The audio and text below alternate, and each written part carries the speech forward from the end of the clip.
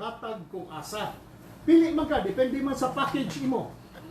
Kung gusto kag high-end, adto ka sa Talisay. Talisay. 30 mil. Kung gusto kag ubos, pangmasa, 9.5. So, adto ka sa Alopez. So, mo continuous ang among operation. Let me inform you, nagamit ta og kuan ani, mark money. So, entrapment ni bali.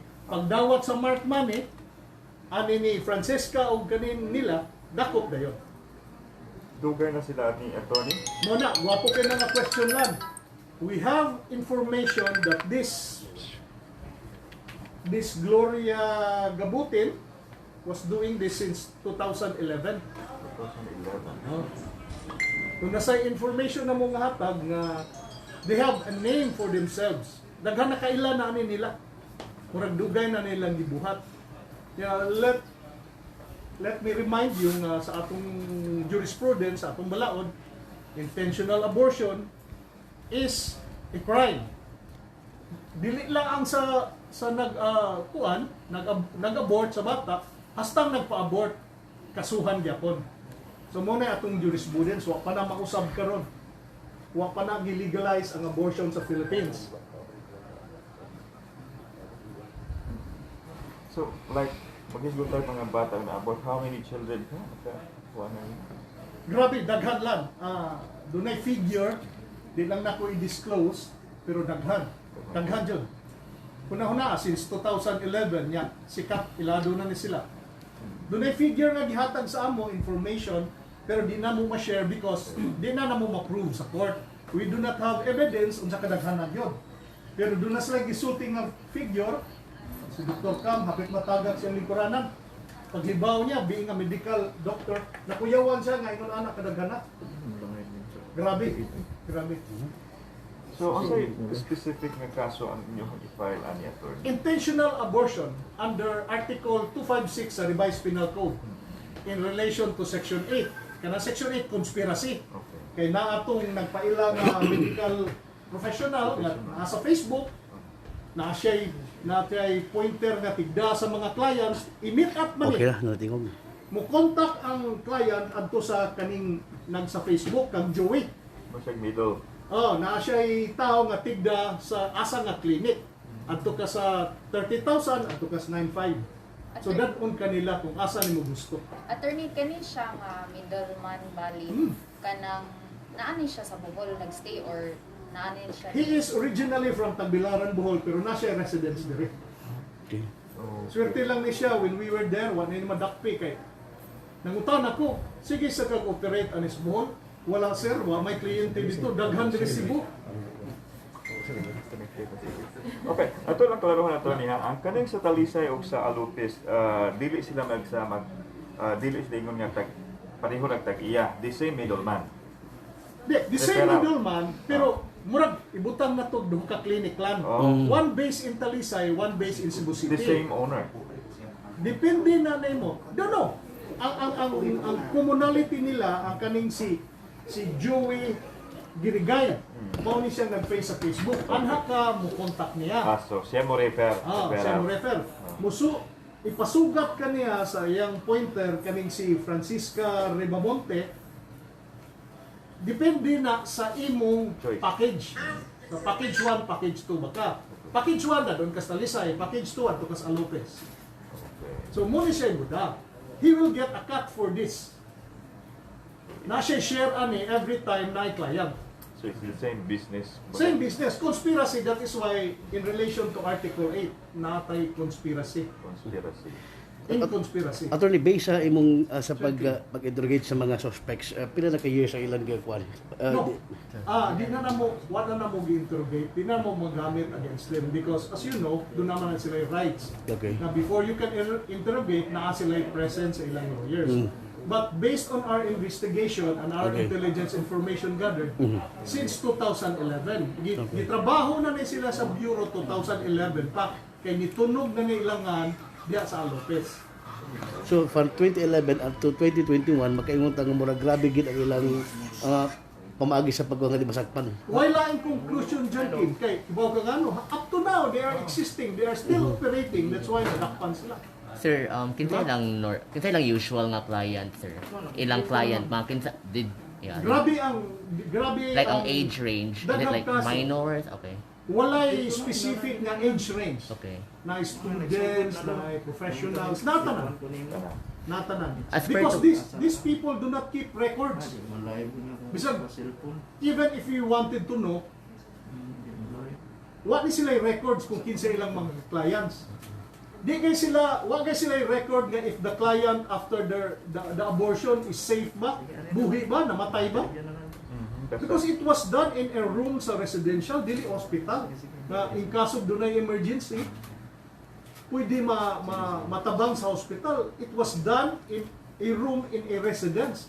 Both sa Talisay ug sa diri sa Alopez. That is very Attorney, wala patay na dawat nga reklamo nga ni fail tong abortion thing. doon namin nadungag na information. So we are encouraging, dunay complications. Dunay complications na abot na mo sa ilang gioperahan.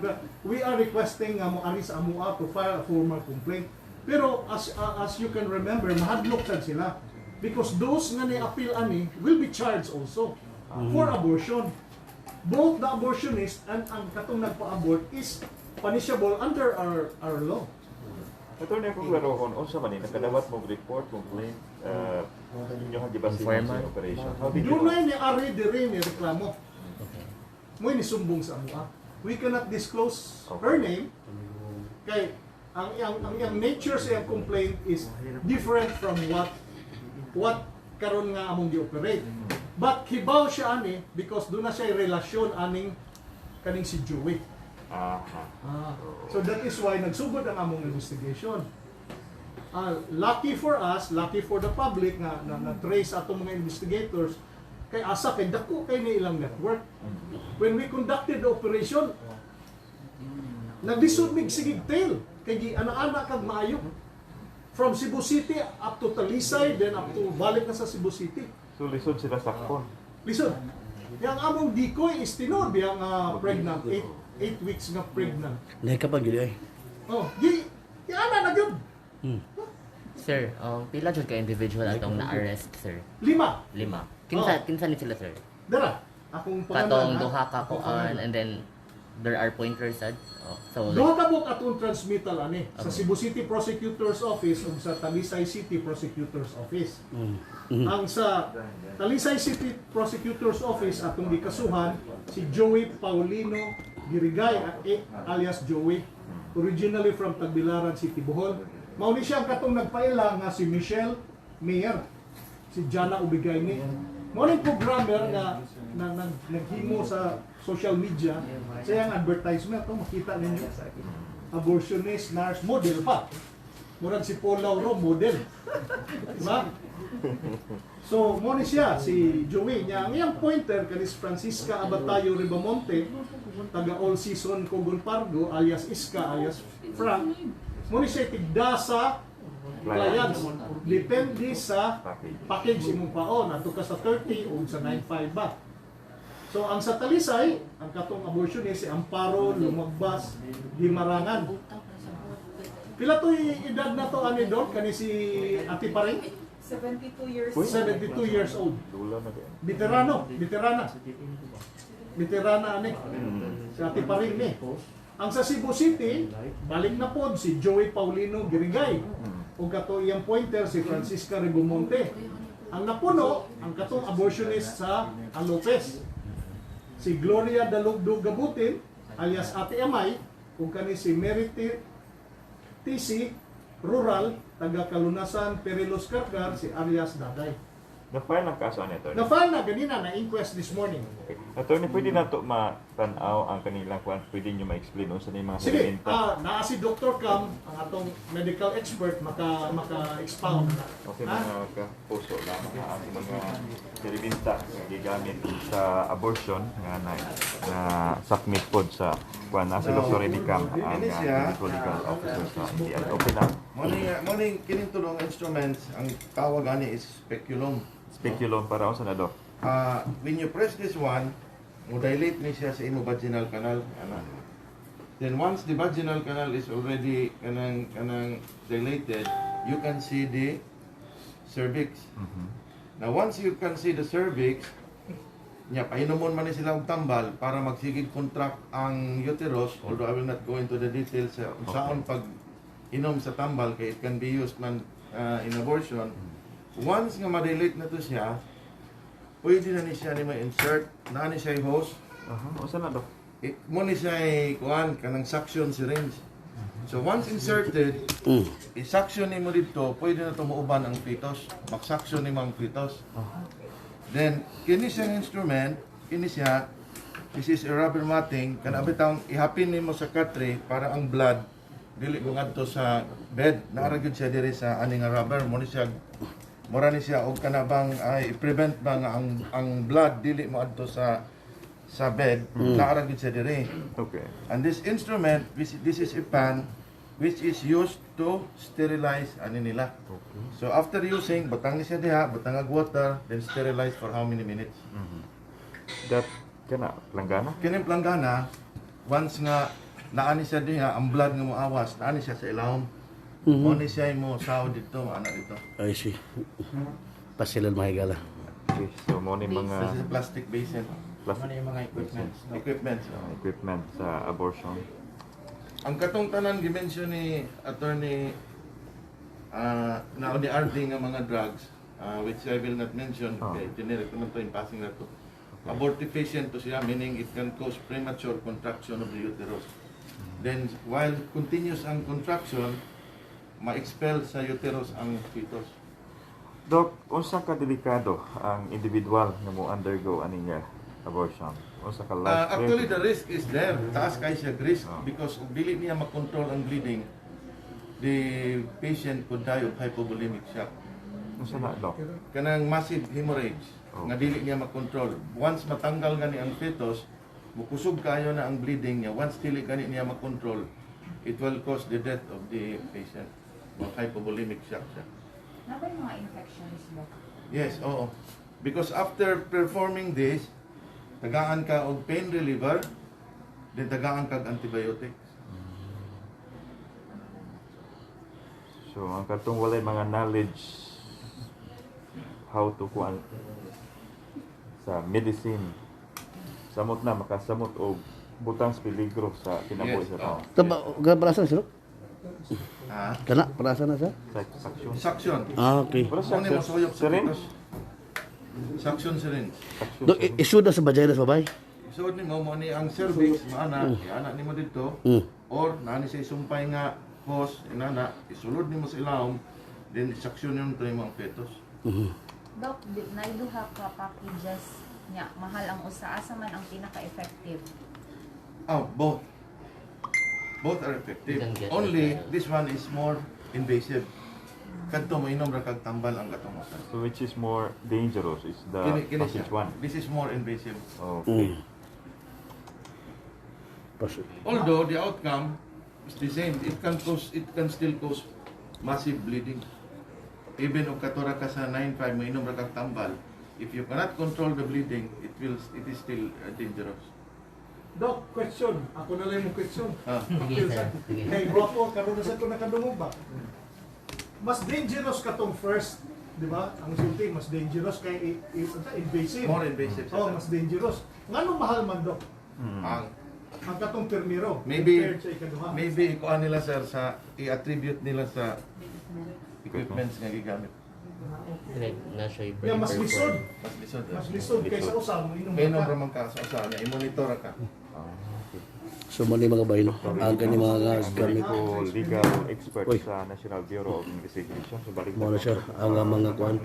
Abi mo murag ka injection, di ay. Abi mo ka ng banig. Balik siya, pero pa sa mabdos. Yes, Rubber mat. we are Ano siya? calling the public to inform us kung naimaingon ani, you can come to the office, your identity, we assure your identity will be protected. Report lang mo, kaya ang inyong information, amo nang i-verify, amo nang i-investigate, amo nang i-surveillance. So, kung if it is found to be true ang inyong information, aksyonan yun na sa NBI. Ha? Diya ang mga pictures ato for your kuan, Perusal, yara katong sa Talisay, ug sa moni sa Talisay. Yan ako na to. Oh, kuno ni sila kubog kuan na nako kuno ni sila Oh, oh ya to ni gani. kuan pala Paul ang tatalisay sa Pernero Paul. Sir, o sa to advisor nga mo. Bukaga para makita. O sa to advisor nga murag mostly ang ginagamit nila social media para silang advertisement. Ingon ani, since ang mga clients ani is kanang tanang why ang age bracket ba? Ibari bitaw age bracket na ay students, na ay professional, na ay businesswoman, di ba?